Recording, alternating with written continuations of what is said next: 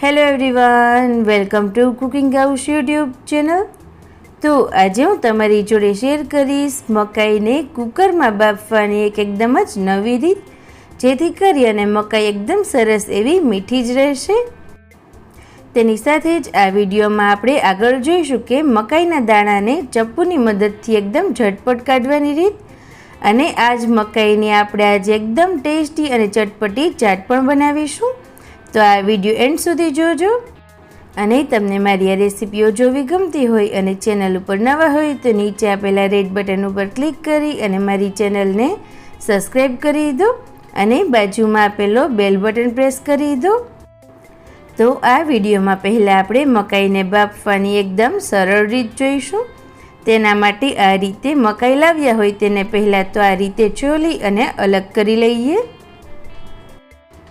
ત્યારબાદ મકાઈ કુકરમાં સરસ રીતે સમાઈ જાય તેના માટે મકાઈના રીતે બે ભાગ કરી લઈશું। આ રીતે બે ભાગ થઈ જાય ત્યારબાદ મકાઈને બાફવા માટે આપણે જે કુકર હોય તે લઈશું, અને કુકરમાં આ રીતે નીચે આપણે કાંઠો મૂકવાનો છે। આ રીતે કાંઠો મૂકી અને બાફવાથી નીચે રહેલું પાણી નીચે જ રહે છે અને મકાઈ એકદમ સરસ રીતે વરાળમાં બફાઈ જશે।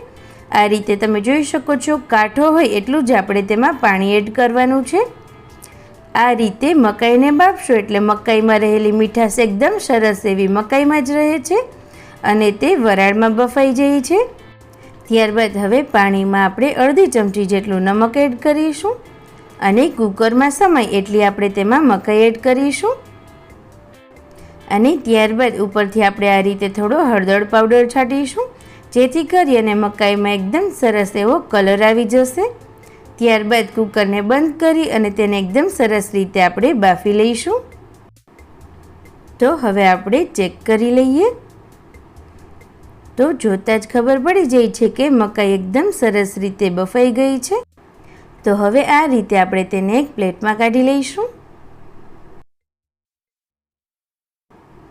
મકાઈને પ્લેટમાં કઢાઈ જાય ત્યારબાદ તેને 5 મિનિટ માટે આપણે રેસ્ટ આપીશું, જેથી કરી અને તે એકદમ સરસ રીતે ઠરી જશે। તો હવે મકાઈ તૈયાર થઈ ગઈ છે, તો આપણે તેના દાણા અલગ કરી લઈશું। જો તમારી પાસે મકાઈ માટેનું મશીન હોય તો તેનાથી તો ખૂબ જ આસાનીથી તે અલગ થઈ જતા હોય છે, પરંતુ જે લોકો પાસે મશીન નથી હોતું તે આ રીતે ચપ્પુની મદદથી તેને અલગ કરી શકે છે। તમે જોઈ શકો છો, આ રીતે ફક્ત 2 થી 3 મિનિટના સમયમાં તમે એક આખી મકાઈના દાણા અલગ કરી શકો છો। ફક્ત આ રીતે ચપ્પુને ઉપરની તરફ લઈ જવાનું છે ને આ ખૂબ જ આસાન અને એકદમ ઝટપટ રીત, જેનાથી તમે મકાઈના બધા જ બીને અલગ કરી શકો છો। હવે આ જ રીતે આપણે બધી જ મકાઈના દાણા અલગ કરી લઈશું। તો હવે તમે જોઈ શકો છો, મકાઈ બફાઈ ગઈ છે અને તેના દાણા પણ અલગ થઈ ગયા છે। તો હવે આપણે તેમાંથી ચાટ બનાવીશું। તેના માટે આ રીતે મકાઈને એક બાઉલમાં કાઢી લઈશું। ત્યારબાદ તેમાં અડધી ચમચી જેટલો ચાટ મસાલો એડ કરીશું, અડધી ચમચી જેટલું નમક અને અડધી ચમચી જેટલું લાલ મરચું પાવડર એડ કરીશું, અને 1 ચમચી જેટલો લીંબુનો રસ એડ કરીશું। તો હવે આપણે તેને એક વખત એકદમ સરસ રીતે મિક્સ કરી દઈએ। મસાલા સરસ રીતે મિક્સ થઈ જાય ત્યારબાદ તેમાં નાની કટ કરેલી ડુંગળી એડ કરીશું। મેં અહીંયા 2 ચમચી જેટલી લીધેલી છે। ત્યારબાદ તેમાં 2 થી 3 ચમચી જેટલા નાના કટ કરેલા ટામેટાં એડ કરીશું, અને 1 થી 2 ચમચી જેટલી નાની કટ કરેલી કોથમીર એડ કરીશું। હવે બધું સરસ રીતે મિક્સ કરી દઈએ। આ સમયે જો તમારે ચીઝ અથવા તો બટર એડ કરવું હોય તો તે પણ કરી શકો છો।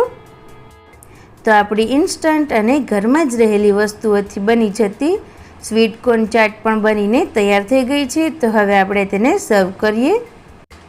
તો તમે પણ આ રીતે ઘરે જરૂરથી ટ્રાય કરજો, અને તમને મારી આ રેસીપી સારી લાગી હોય તો પ્લીઝ આ વિડીયોને લાઈક કરજો, તમારા બધા જ ગ્રુપમાં શેર કરજો, અને ચેનલ ઉપર નવા હોય તો રેડ બટન ઉપર ક્લિક કરી અને જલ્દીથી તેને સબસ્ક્રાઈબ કરી દો।